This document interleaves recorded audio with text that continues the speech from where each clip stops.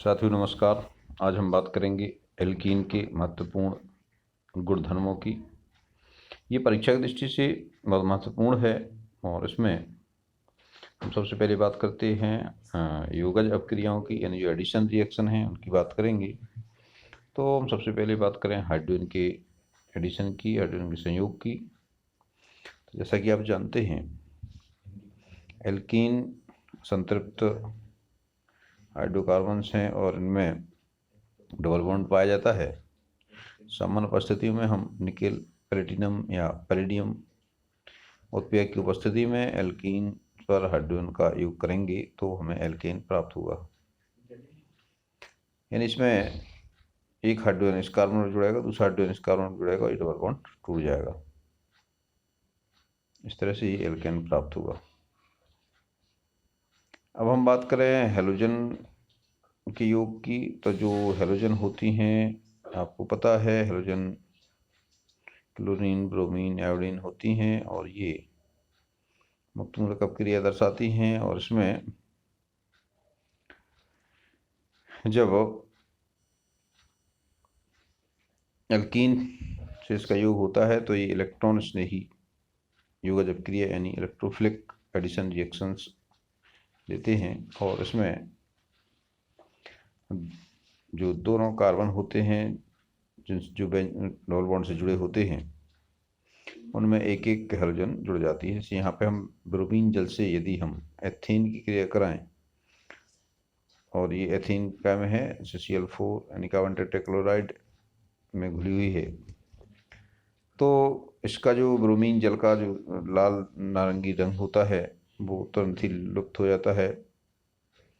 इसका मतलब है ये जो ब्रोमीन परमाणु हैं वो एक एक कार्बन पे एक एक ब्रोमीन परमाणु जुड़ जाता है और इस तरह से हमें डाइब्रोमेथीन प्राप्त होता है। और ये लाल नारंगी रंग है जो ब्रोमीन जल का, वो खत्म हो जाता है।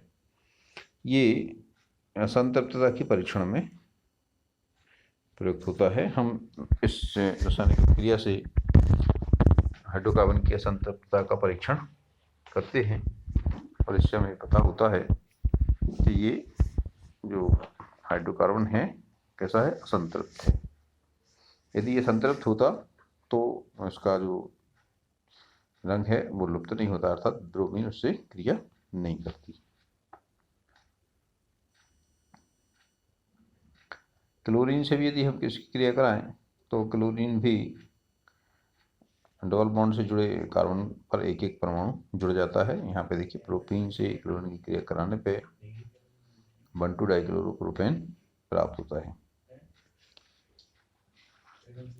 तो इसमें जो असंतृप्त स्थान होते हैं, जहाँ पे असंतृप्तता रहती है, वहाँ पे ये जुड़ जाता है।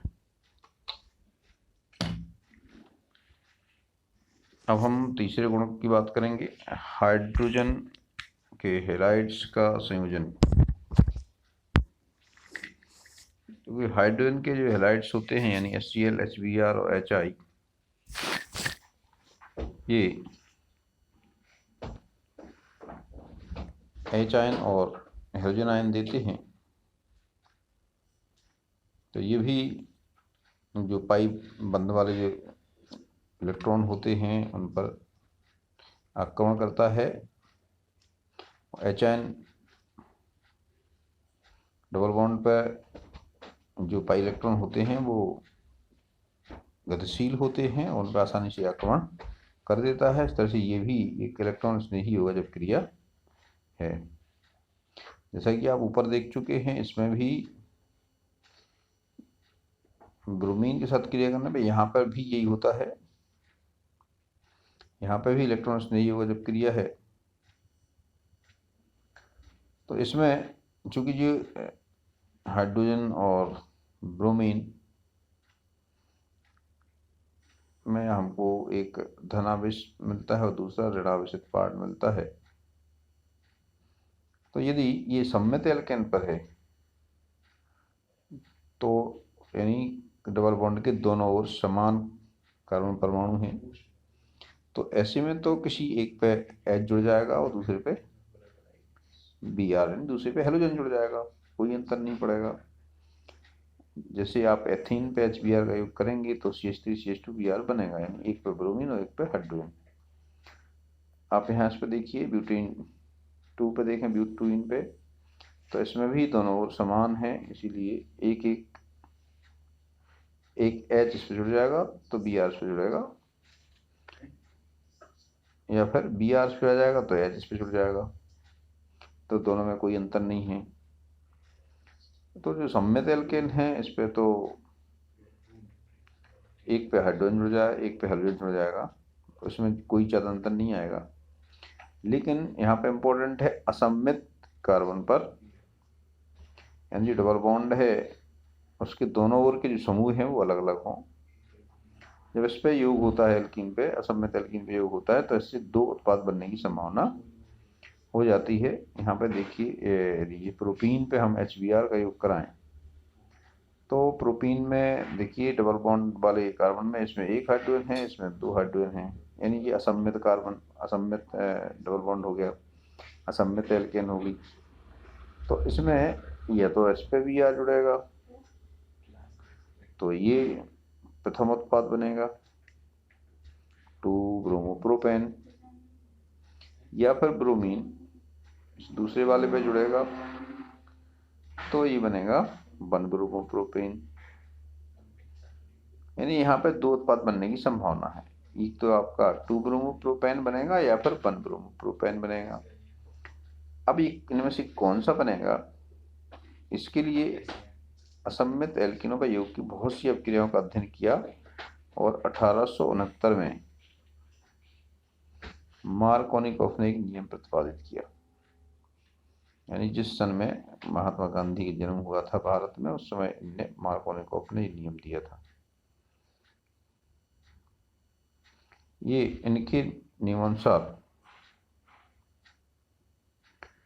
यूज यानी एडिटिव का अधिक ऋणात्मक भाग उस कार्बन पर संयुक्त होता है जिस पर हाइड्रोजन परमाणु की संख्या कम हो,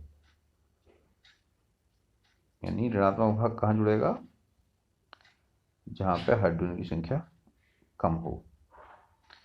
अर्थात यहाँ पे उत्पाद कौन सा बनेगा ज़्यादा, देखिए यहाँ पे ऋणात्मक भाग कौन सा है, इसका ऋणात्मक भाग है यहाँ पे ब्रोमाइड Br-, तो Br कहाँ जुड़ेगा, जहाँ पे हाइड्रोजन परमाणु संख्या कम हो, यानी किस पे जुड़ेगा, इस पे जुड़ेगा, तो ये बनेगा उत्पाद CHBr, यहाँ ये वाला बनेगा, यानी ये प्रथम उत्पाद है 2 ब्रोमोप्रोपेन, ये बनेगा। और प्रायोगिक परिस्थिति में अपन देखते हैं, प्रयोग करने पर पाया गया कि मुख्य उत्पाद के रूप में हमें यही मिलता है 2 ब्रोमोप्रोपेन।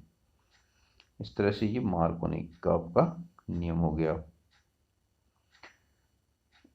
इसको हम इस क्रिया को इस तरह देख सकते हैं कि ये जो व्यवहार में भी देखा गया तो 2 ब्रोमोप्रोपेन बना, तो इस क्रिया को हम कैसे देखेंगे। देखिए सबसे पहले यहाँ आप HBr में से देखेंगे तो H+ आयन जुड़ेगा, तो हमें ये दो प्रकार से जुड़ सकता है। H+ आयन क्या है, एक इलेक्ट्रॉन स्नेही है, तो ये कहाँ जाएगा, पाई इलेक्ट्रॉन पे आक्रमण करेगा, ये पाई इलेक्ट्रॉन कहाँ जाएंगी, इस H के पास पहुंचेंगी, यानी ये H+ आयन कहाँ आक्रमण करेगा, पाई बॉन्ड पे आक्रमण करेगा। तो या तो वो इस तरह जुड़ेगा या इस तरह जुड़ेगा।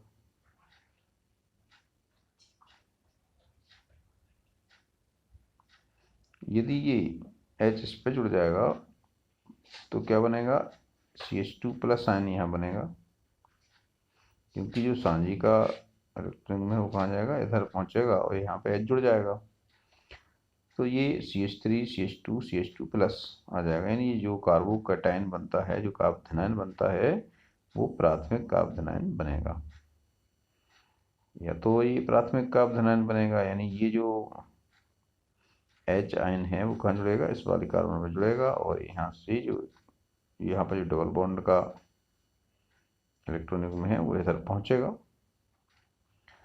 तो इस वाले पे धनात्मक आवेश आएगा, ये जो प्राथमिक कार्बोधनायन बनेगा, क्योंकि बहुत कम स्थायी है, ये तुरंत ही क्रिया कर लेता है, इसलिए ये कम स्थायी है। लेकिन यदि ये इस वाले दूसरे वाले कार्बन पर जुड़ता है यदि हाइड्रोजन इस वाले कार्बन में जुड़े तो यहाँ पे CH3 हो जाएगा, और जो सामने का इलेक्ट्रॉन में इधर आएगा तो धनावेश कहाँ पहुँच जाएगा, इस पे आ जाएगा, यानी ये द्वितीयक धनायन बनेगा। और ये द्वितीयक धनायन अधिक स्थायी है। ये अधिक स्थायी है इसलिए द्वितीयक धनायन ज़्यादा देर तक टिकेगा विलयन में। जब ये ज़्यादा देर तक रहेगा तो इसमें ही नाभिक स्नेही का योग होगा, यानी जो ब्रोमीन है वो इसी द्वितीयक कार्बोकैटायन की इसी पर कार्बन पे जुड़ेगा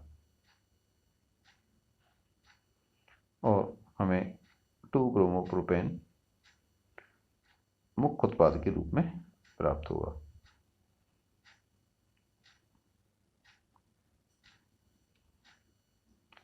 अब हम बात करेंगे एंटी मार्कोनिकॉफ नियम की।